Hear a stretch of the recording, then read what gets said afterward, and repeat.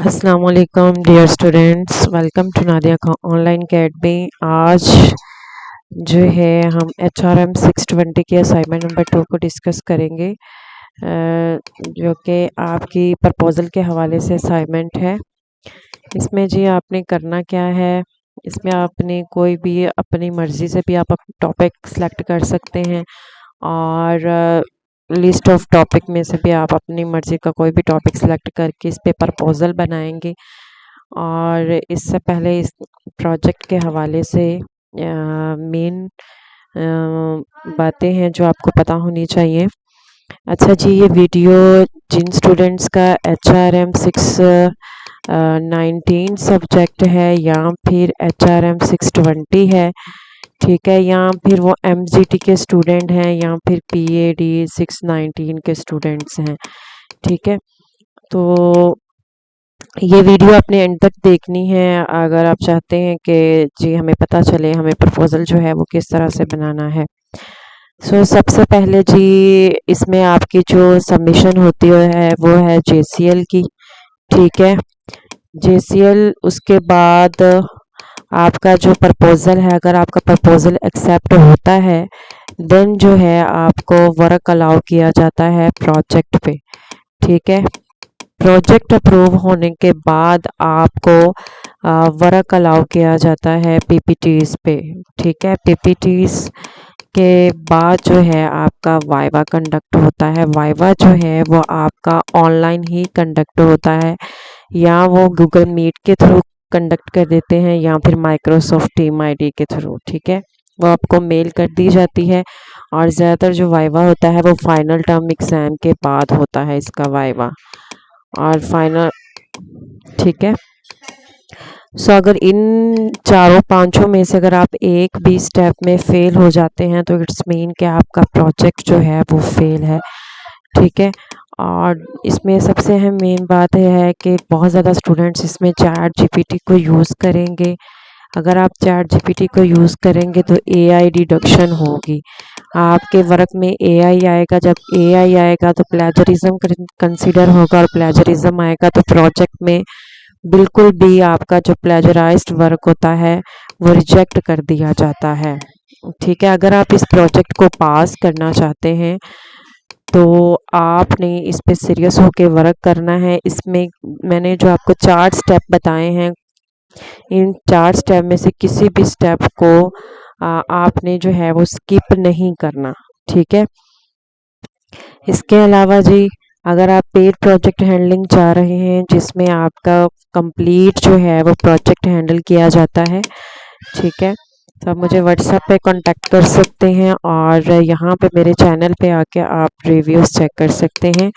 यहाँ पे तकरीबन मेरे चैनल पे 5 से 6 वीडियोस हैं रिव्यूज़ की, ठीक है।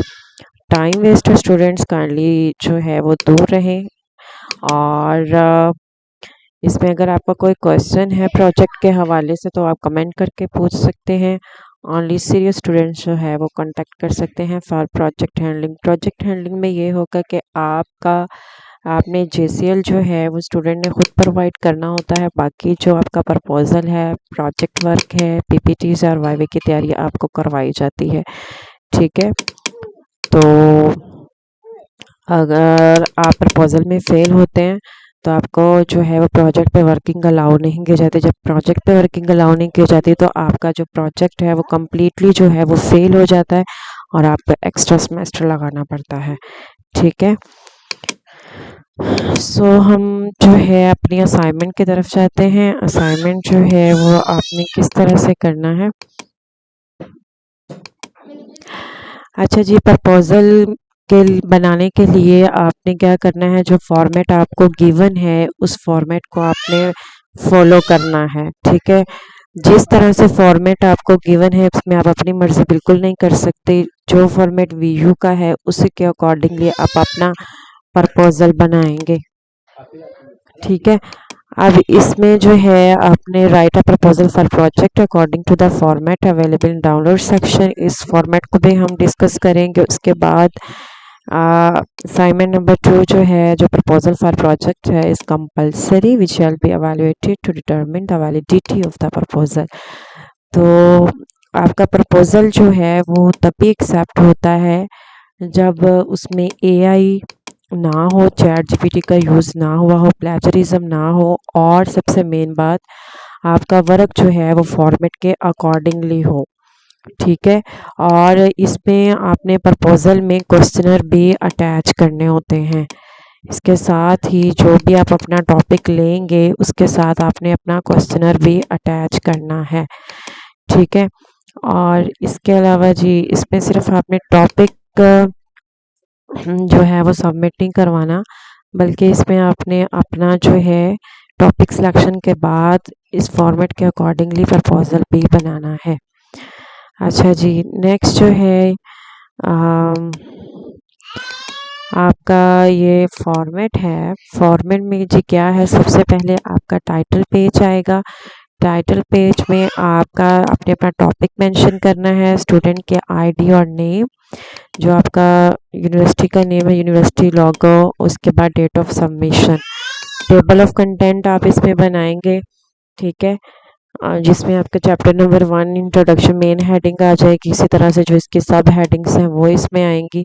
इसी तरह से जो इसमें चैप्टर नंबर 2 है लिटरेचर, इसकी ये सारी हेडिंग्स और सब हेडिंग्स जो हैं वो टेबल ऑफ कंटेंट में आती हैं।